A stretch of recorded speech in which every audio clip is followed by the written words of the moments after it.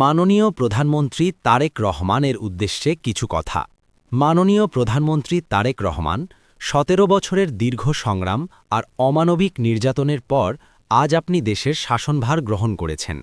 যদিও এই নির্বাচনের স্বচ্ছতা নিয়ে জনমনে প্রশ্ন আছে, তবু গণতন্ত্রের স্বার্থে এবং বিএনপির দীর্ঘ ত্যাগের কথা বিবেচনা করে আমরা তা মেনে নিয়েছি। সংহতি ও ঐক্য। আজ আপনার সংবাদ সম্মেলন দেখলাম।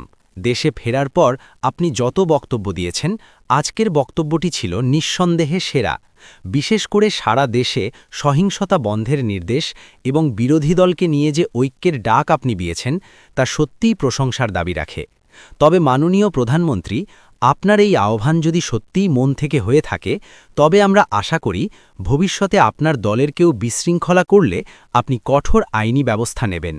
মনে রাখবেন, আজ আপনি যেখানে দাঁড়িয়ে আছেন তার পথ তৈরি করে দিয়েছে জুলাইয়ের বীর যোদ্ধারা।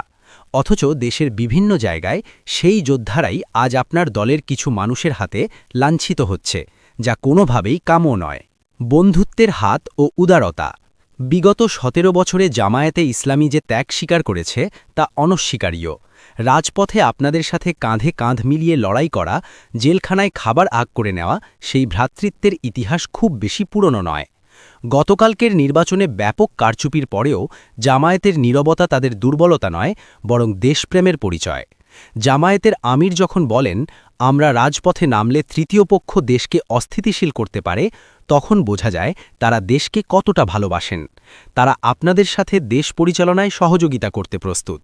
এখন দেখার বিষয়, আপনি বন্ধুত্বের সেই হাত বাড়িয়ে দেন কিনা। মায়ের স্মৃতি ও অঙ্গীকার। সবশেষে একটি ব্যক্তিগত কথা।